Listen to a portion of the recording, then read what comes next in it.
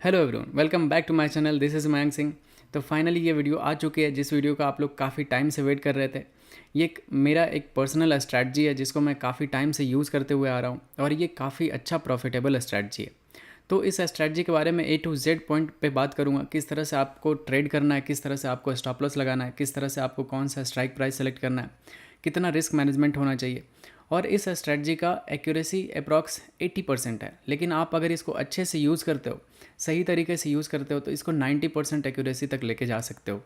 तो मैं इस स्ट्रैटेजी को तो 3-4 साल से यूज़ कर रहा हूँ और काफ़ी मज़ा आता है। इसमें सबसे अच्छी बात ये होती है ना कि इसमें स्टॉप लॉस बहुत ही छोटा रहता है और टारगेट आप 1:2, 1:3 भी ले सकते हो। काफ़ी अच्छा इसमें प्रॉफिट टारगेट मिलता है। तो बहुत सारे लोगों का डाउट रहता है कि यार स्कैल्पिंग होता क्या है। स्कैल्पिंग एक ऐसा तरीका है ट्रेडिंग का जिसमें अपन बहुत ही छोटे टाइम के लिए ट्रेड में रहते हैं और बहुत ही जल्दी क्विक प्रॉफिट कर लेते हैं या फिर तुरंत ही एग्जिट हो जाते हैं लॉस में, छोटे से लॉस में एग्जिट हो जाते हैं। इसको स्कैल्पिंग कहते हैं। एक होता है इंट्राडे ट्रेडिंग। उसमें होता है कि आप सुबह में ट्रेड लेते हो और ऑलमोस्ट 3 बजे के अराउंड तक आप अपने ट्रेड को होल्ड करते हो और उसके बाद उसको एग्जिट करते हो। तो अगर इंट्राडे करते हो तो उसमें क्या होता है नुकसान कि जितने भी रिटेलर्स होते हैं उनके पास कैपिटल कम होने की वजह से अगर आप इंट्राडे करोगे तो आप ऑप्शन बाई करोगे। ऑप्शन बाइंग में अगर गलती से भी मार्केट साइडवेज रहा, जैसा कि हमारा डेटा रहता है कि हमारा market almost 80 to 90% time sideways रहता है, बाकी बहुत ही कम टाइम ऐसा होता है जो ट्रेंड होता है, ठीक है। तो उसमें पैसा बनता है, लेकिन वो जब ट्रेंड होगा तो आप उस ट्रेंड को अच्छे से कैप्चर नहीं कर पाते हो और आपका लॉसेस होता है इंट्राडे में। तो इंट्राडे उन लोगों के लिए जिसके पास ज़्यादा कैपिटल है, जो लोग ऑप्शन सेलिंग करते हैं, उनको अच्छा पैसा मिलता है। और स्कैल्पिंग में क्या होता है कि जितने भी रिटेलर्स होते हैं उनके पास कम पैसा होता है, तो वो स्कैल्पिंग करके रेगुलर बेसिस पे डेली पैसा कमा सकते हैं। तो अगर अभी आपके पास टाइम नहीं हो तो वीडियो को ऐसे जल्दीबाजी में मत देखना, काफ़ी ज़्यादा इंपॉर्टेंट रहेगा वीडियो। तो वीडियो को लाइक करके छोड़ दो या फिर वॉच लेटर में ऐड कर दो, सो दैट आप बाद में अच्छे से कॉपी पेन के साथ देखना, तो आपको काफ़ी मज़ा आएगा और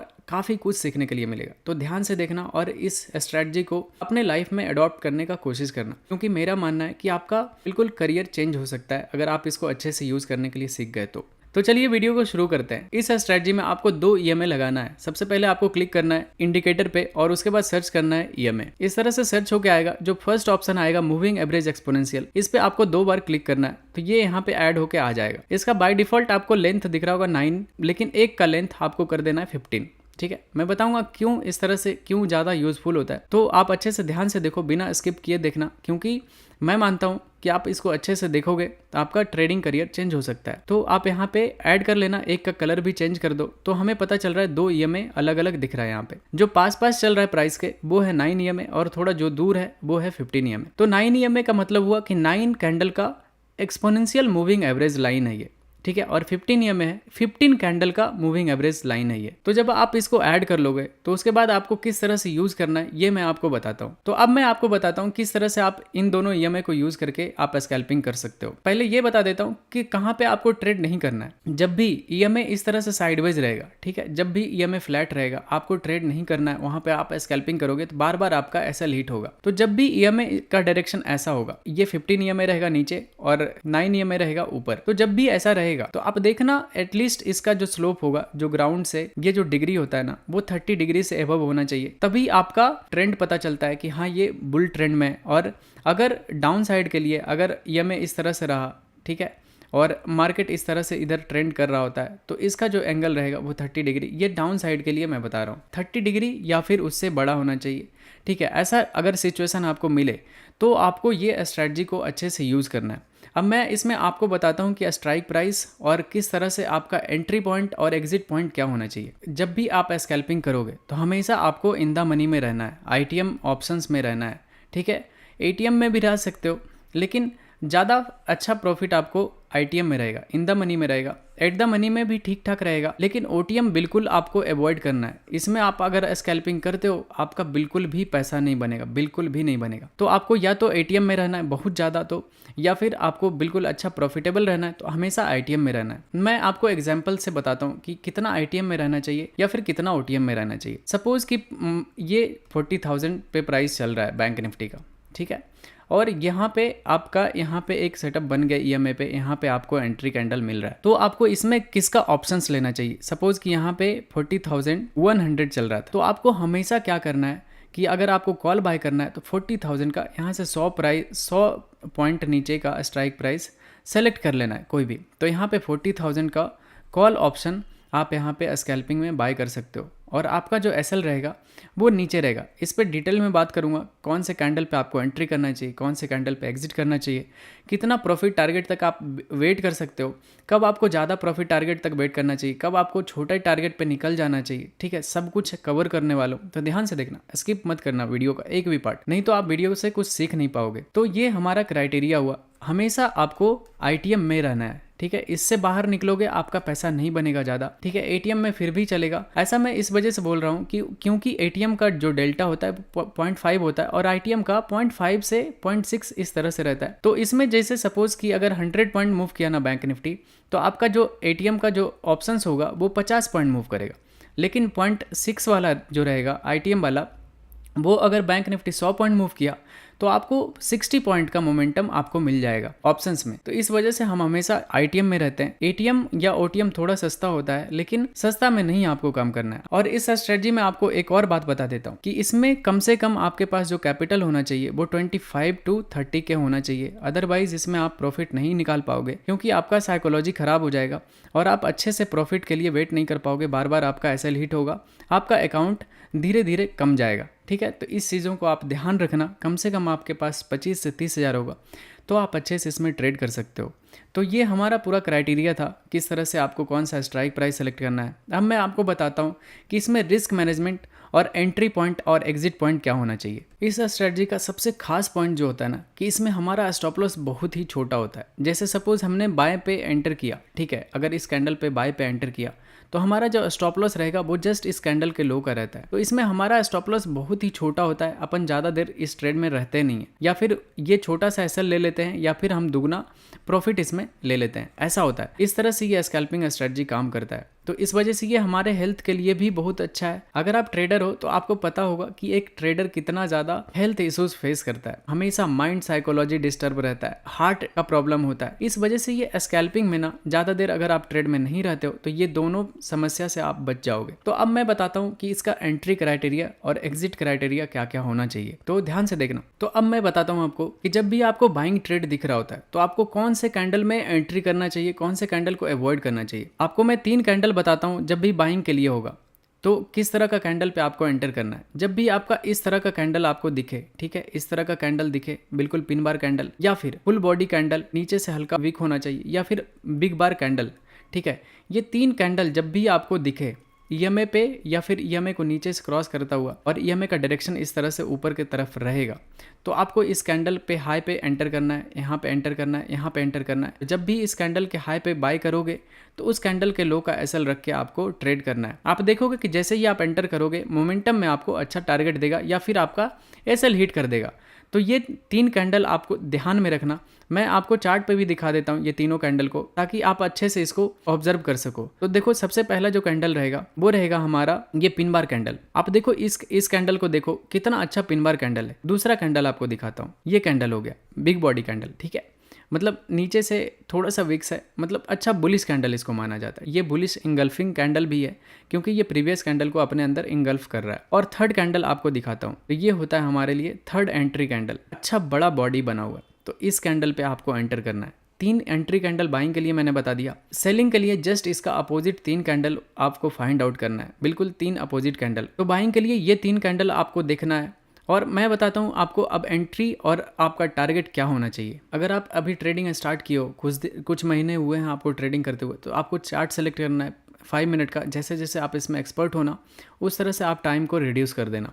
तो सबसे पहले आप देखोगे अभी ईएमए बिल्कुल फ्लैट है, और उसके बाद जैसे ही चार्ट आगे बढ़ेगा मैं आपको बताऊँगा, देखोगे धीरे धीरे ये कैंडल, ये चार्ट का डायरेक्शन पूरा मुड़ चुका है और ये ट्रेंडिंग होता हुआ दिख रहा है आपको।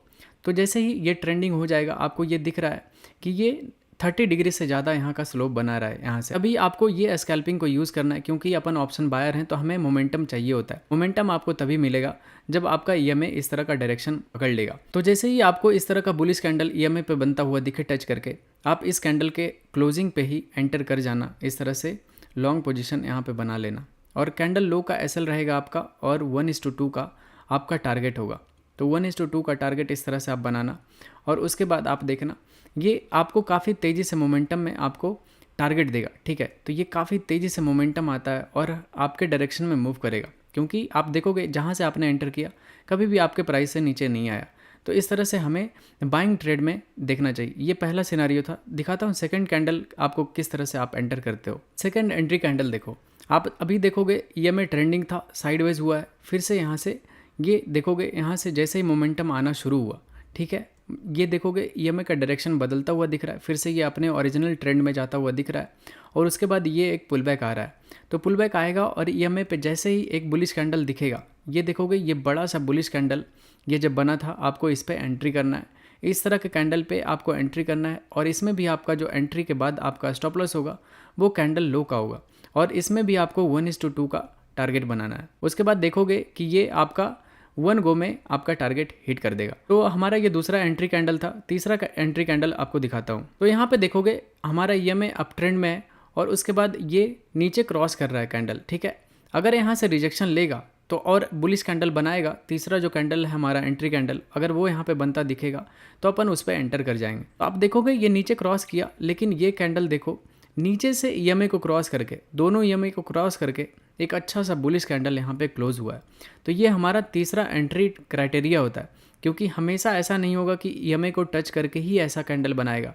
अगर ईएमए को नीचे से क्रॉस करके भी इस तरह का कैंडल बनता है, आपको यहाँ पे ऐसे सिचुएशन में एंटर करना है और इसके बाद यहाँ पे एंटर करोगे, 1:2 का आपका टारगेट होगा और इस तरह से नीचे रखोगे स्टॉप लॉस, 1:2 का टारगेट रखोगे और इसमें भी आपका देखोगे 1 गो में आपका टारगेट हिट हो जाएगा। इस तरह से आपको हमेशा ट्रेड लेना है, हमेशा अपने सिस्टम पे बिलीव रखना है, तभी आप अच्छा ट्रेडर बनोगे। छोटे छोटे रिस्क लेते रहो। सबसे ज़्यादा हमारा दिक्कत ये होता है ना कि हम इंट्राडे में बहुत बड़े बड़े लॉसेज ले लेते हैं, वो रिकवर नहीं हो पाता। इस स्ट्रेटजी में सबसे प्लस पॉइंट ये होता है कि हमारा जो स्टॉप लॉस होता है वो काफ़ी छोटा होता है। वो अगर 2-3 बार हिट भी हो जाता है तो 1-2 ट्रेड में ही वो हमारा मैनेज हो जाता है। तो इस स्ट्रेटजी का सबसे अच्छा प्लस पॉइंट है। तो इस स्ट्रेटजी को आप बिल्कुल अच्छे से भरोसे के साथ यूज़ कर सकते हो और सेलिंग के लिए जस्ट इसके अपोजिट कर देना। जैसा भी हमने यहाँ पे बताया था, वो सेलिंग का भी 1-2 ट्रेड आपको करके दिखा देता हूँ, सो दैट आप अच्छे से इसको रिलेट कर पाओगे, आपको कहाँ पे एंटर करना चाहिए, कहाँ पे एग्जिट करना चाहिए। और उसके बाद मैं आपको सबसे ज़्यादा इंपॉर्टेंट बात बताऊंगा, जो कि इस ट्रेडिंग स्ट्रेटजी में जो सबसे ज़्यादा मेन इंपॉर्टेंट होगा वो वही पॉइंट होगा। तो उसको आप अच्छे से देखना। तो सबसे पहले मैं आपको सेलिंग का 3 पॉइंट दिखा देता हूँ, कहाँ कहाँ आपको सेलिंग करनी है। सेलिंग में आपको दिखेगा ईएमए नीचे की तरफ डायरेक्शन रहेगा और ये प्लेन से इसका 30 डिग्री रहेगा, तभी आप मानना कि ये सेलिंग ट्रेड में।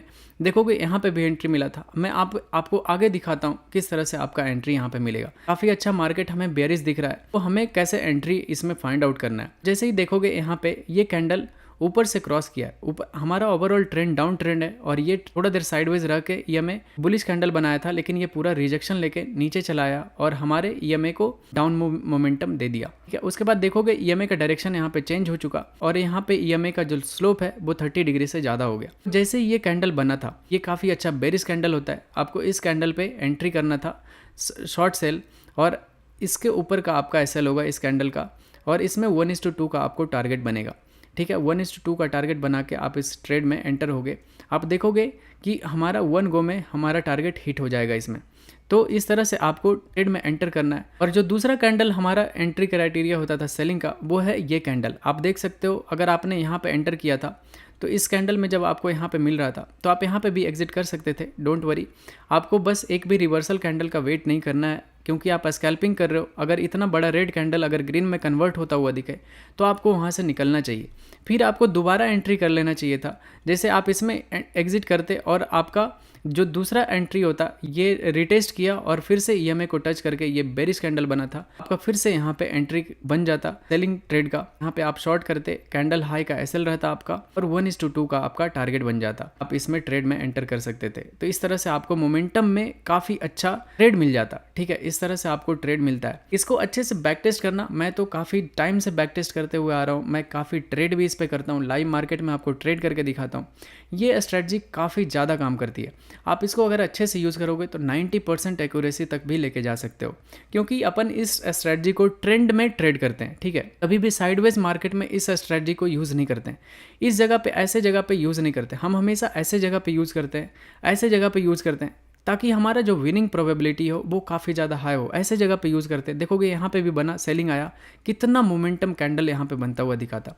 तो आप जाके बैक टेस्ट करना इस स्ट्रेटजी को। मैं तो काफ़ी टाइम से कर रहा हूँ। आपको 10 में से मिनिमम 8 बार 7 बार इसमें बहुत अच्छा टारगेट देगा, बड़ा बड़ा टारगेट देगा। एक एक कैंडल में आपको अच्छा टारगेट दे के चला जाएगा। तो अब जो सबसे ज़्यादा मेन इंपॉर्टेंट बात है इस स्ट्रेटजी में, जो कि आपको ध्यान में रखना है, वो है कि आप कभी भी इस स्ट्रेटजी को निफ्टी या फिर बैंक निफ्टी, हमेशा दोनों को अलग अलग यूज़ नहीं कर सकते। जब भी आप स्कैल्पिंग करना तो साइड बाय साइड आपके पास 2 स्क्रीन होना चाहिए इस तरह का। आप इस तरह से दोनों स्क्रीन को लगा के रखना और दोनों में एक तरफ बैंक निफ्टी होना चाहिए और एक तरफ निफ्टी होना चाहिए। तो इसमें क्या क्या अवॉइड करना है ये मैं आपको बताता हूँ। क्योंकि आप अगर सिंगल चार्ट पे यूज़ करोगे ना, सिर्फ अगर निफ्टी को यूज़ करते हो, बैंक निफ्टी को इग्नोर कर देते हो, तो आपका कहीं ना कहीं एक्यूरेसी थोड़ा सा कम जाएगा। लेकिन अगर आप दोनों को एक साथ मिला के यूज़ करोगे, निफ्टी और बैंक निफ्टी को, इसमें आप काफ़ी ज़्यादा प्रॉफिटेबल होगे। मैं बताता हूँ कि इसमें बैंक निफ्टी और निफ्टी को किस तरह से यूज़ करना है। सपोज़ कि आपको इस जगह पे सेलिंग ट्रेड निफ्टी में मिल रहा है, यहाँ पे स्कैल्पिंग ट्रेड मिल रहा है, ठीक है। लेकिन अगर बैंक निफ्टी कहीं सपोर्ट लेवल पे ट्रेड करता हुआ दिखेगा इधर इस जगह से, तो आपका ये सेलिंग ट्रेड नहीं चलेगा। क्योंकि अगर ऐसा होगा कि लेवल्स हमेशा ज़्यादा काम करते हैं, ना कि ब्रेकआउट ब्रेकडाउन। क्योंकि अगर बैंक निफ्टी अगर सपोर्ट पे ट्रेड करता हुआ रहेगा, कभी भी यहाँ से एक अपसाइड का मोमेंटम दिखा देगा, तो ये जो निफ्टी होगा ये इतना तेज़ी से फॉल करेगा नहीं।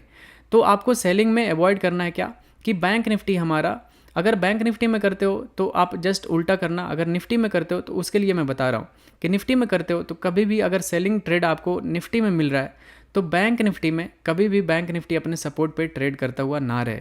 हमेशा सपोर्ट पे से ऊपर रहेगा या अपने रेजिस्टेंस से फॉल करता हुआ दिखेगा। उस जगह पे आपका जो विनिंग प्रोबेबिलिटी होगा वो मोर देन 90% होगा। ये मेरा पर्सनल एक्सपीरियंस है।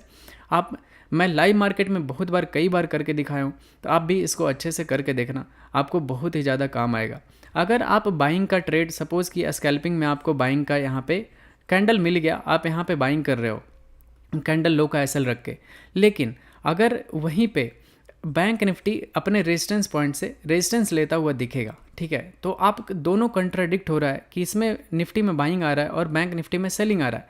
आप ऐसे जगह पे कभी भी ट्रेड मत करना, क्योंकि यहाँ पे आपका विनिंग प्रोबेबिलिटी बहुत ही मतलब लेस देन 40 to 30% आ जाएगा, ठीक है, मतलब इतना ज़्यादा विनिंग प्रोबेबिलिटी आ जाएगा। तो ऐसे में आपको काम नहीं करना है। आपको जब भी देखना है कि अगर बाइंग ट्रेड मिल रहा है हमें, तो बैंक निफ्टी भी अपने सपोर्ट लेवल से बाइंग आता हुआ दिखना चाहिए बैंक निफ्टी में, तभी आप ज़्यादा प्रॉफिटेबल होगे और आपका साइकोलॉजी ज़्यादा अच्छा होगा और आपका जो टारगेट हिट होगा वो ज़्यादा टाइम हिट होगा और स्टॉप लॉसेस कम हिट होंगे, ठीक है। तो ये हमारा बेसिक कुछ क्राइटेरिया था जिसको आप अच्छे से फॉलो कर सकते हो। तो आप अच्छे से जाओ, बैक टेस्ट करो इस स्ट्रेटजी का, आप बहुत अच्छे से इसको इम्प्लीमेंट करना अपने लाइफ में।